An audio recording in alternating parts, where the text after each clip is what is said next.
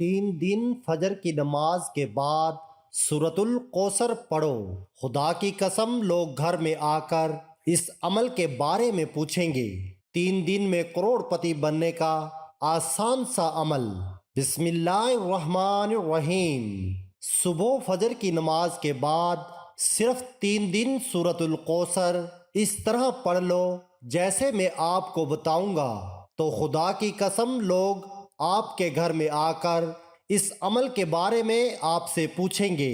یہ 3 دن میں کروڑ پتی بننے کا ایک نہایت ہی آسان عمل ہے۔ محترم ناظرین، آج ہم آپ کی خدمت میں سورہ کوثر کا ایک ایسا خوبصورت عمل لے کر حاضر ہوئے ہیں جس کی رحمتیں، برکتیں، فضیلتیں آپ خود اپنی آنکھوں سے دیکھیں گے۔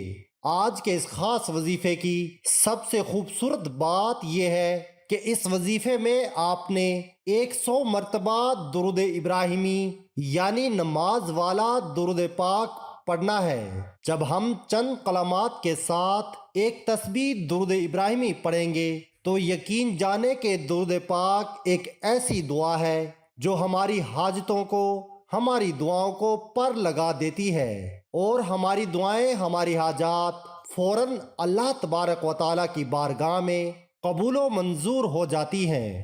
محترم ناظرین، یہاں پر ایک اہم بات میں آپ کے ساتھ شیئر کرنا چاہتا ہوں کہ اللہ تبارک و تعالیٰ نے آپ کو جس بھی حال میں رکھا ہے، سب سے پہلے آپ پرسکون رہا کریں، اس پاک ذات کا شکر ادا کریں۔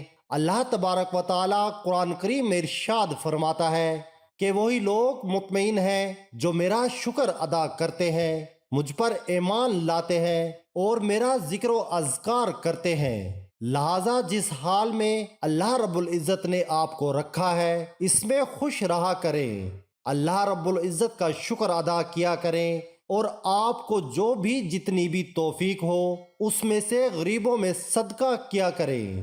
حضرت علی رضی اللہ تعالیٰ عنہ کا فرمان ہے کہ انہوں نے فرمایا کہ میں نے رسول اللہ صلی اللہ علیہ وآلہ وسلم کو یہ فرماتے سنا کہ جو لوگ صدقہ نہیں کرتے ہیں، جو لوگ اللہ تبارک و تعالیٰ کے راستے میں نہیں دیتے ہیں، ایسے لوگوں کو اللہ تبارک و تعالیٰ بدترین کر دیتے ہیں۔ اللہ تبارک و تعالیٰ کی راہ میں خرچ کرنے والے انسان اپنی قسمت میں وہ سب کچھ لکھوا لیتا ہے جو اس کی قسمت میں نہیں لکھا ہوتا۔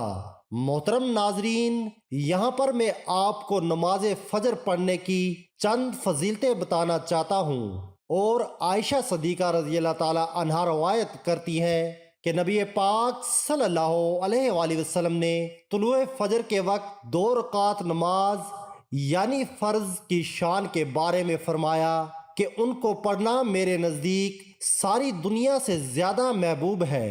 آپ صلی اللہ علیہ وآلہ وسلم نے فرمایا، جو آدمی عشاء اور فرض کی فجر کی نمازوں میں آ سکتا ہے اسے لازمی آنا چاہیے، اگرچہ اسے گھسیٹ کے ہی کیوں نہ آنا پڑے، یعنی گھٹنے کے بل یا پیٹھ کے بل گھسیٹ کے آنا پڑے تو بھی آئیں، لیکن آئیں ضرور، کیونکہ اس لیے جو شخص فجر کی نماز پڑھتا ہے وہ اللہ کی حفاظت میں آ جاتا ہے۔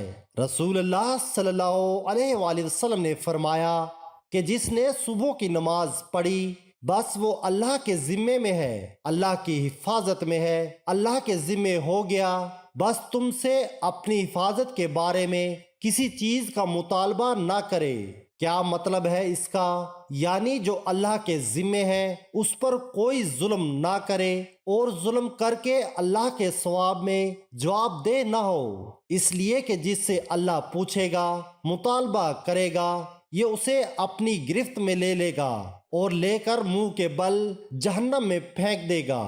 اس سے یہ بات پتہ چلتی ہے کہ جو شخص فجر کی نماز کی حفاظت کرتا ہے وہ اللہ کے قریب ہو جاتا ہے، اللہ کی حفاظت میں ہو جاتا ہے۔ کسی کو حق نہیں کہ اس پر ظلم اور زیادتی کرے۔ جو اس شخص پر زیادتی کرے گا جو فجر پڑھتا ہے تو وہ دراصل ذمہ خیانت کر رہا ہے جس کو اللہ نے اپنے ذمہ لیا ہے۔ پھر قیامت کے دن اللہ تعالیٰ اس ایسے شخص کو پکڑے گا، یعنی فجر پڑھنے والے کی عزت اور احترام لازم ہے۔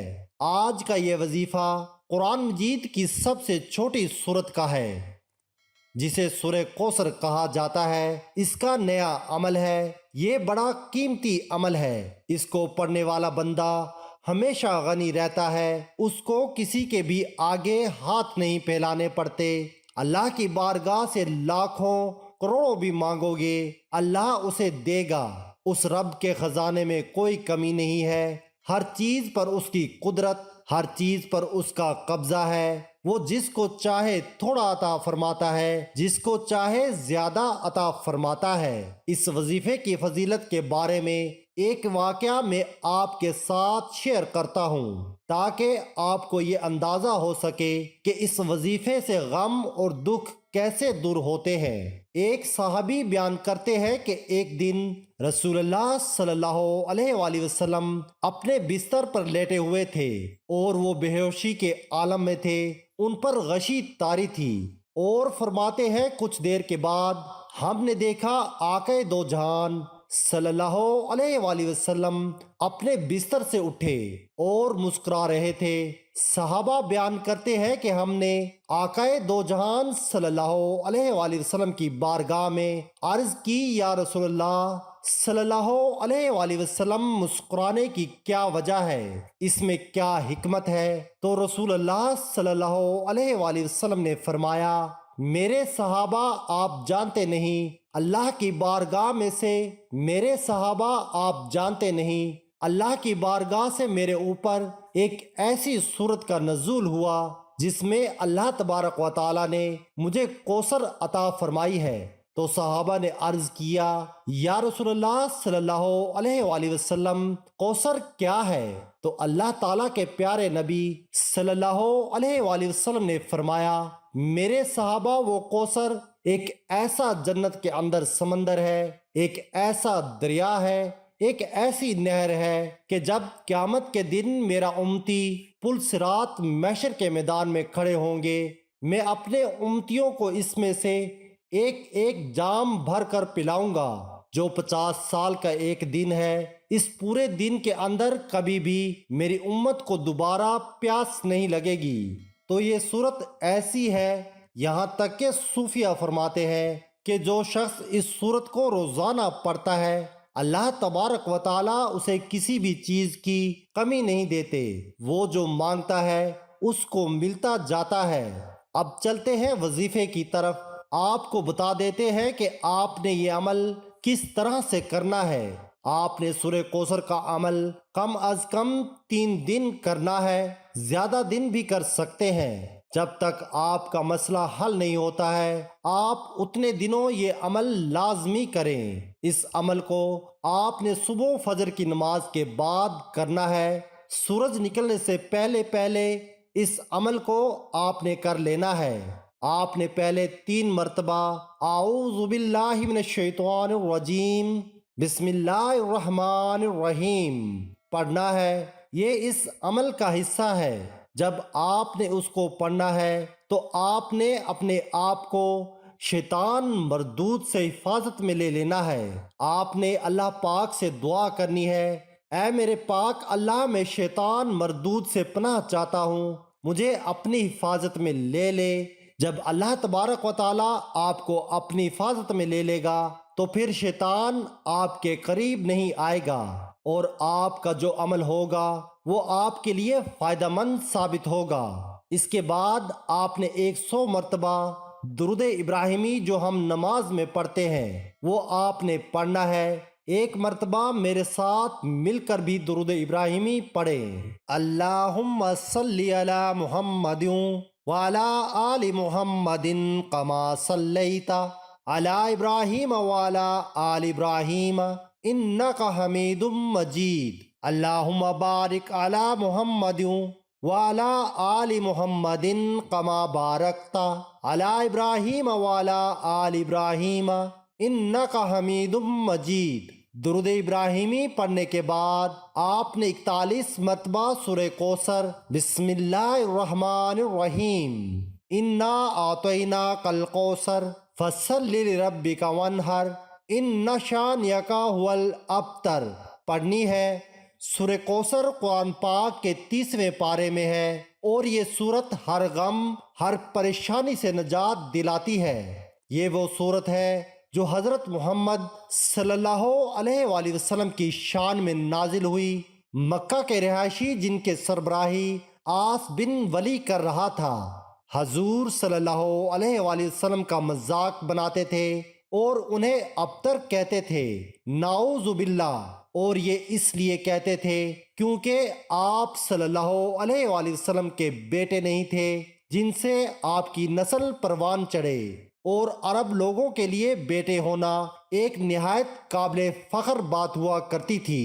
آپ صلی اللہ علیہ وآلہ وسلم کے دو بیٹے قاسم اور طاہر، جو کہ بی بی خدیجۃ الکبریٰ رضی اللہ تعالی عنہا سے تھے، آپ صلی اللہ علیہ وآلہ وسلم کے دور میں شہید ہو چکے تھے اور اب کوئی بیٹا نہیں تھا، جس کی وجہ سے آپ کو عرب والے ابتر کہنے لگے۔ اس صورت کا شان نزول آپ صلی اللہ علیہ وآلہ وسلم کے دشمنوں کے لیے جو آپ کا تھا کہ اسلام اور قرآن ہمیشہ کے لیے ہے اور اللہ کی بات سچی ہے۔ بعض علماء کے مطابق اللہ کا جواب سن کر آپ صلی اللہ علیہ وآلہ وسلم بے انتہا سکون ملا اور آپ دشمنوں کو خوب پہچان بھی گئے۔ تو محترم ناظرین، یہ ہمارا آج کا وظیفہ آپ لازمی کریں، اس ویڈیو کو لازمی شیئر بھی کریں۔ آپ سے گزارش ہے کہ اللہ تبارک و تعالیٰ کے 99 ناموں میں سے ایک نام کمنٹ باکس میں ضرور ٹائپ کریں۔ جزاک اللہ۔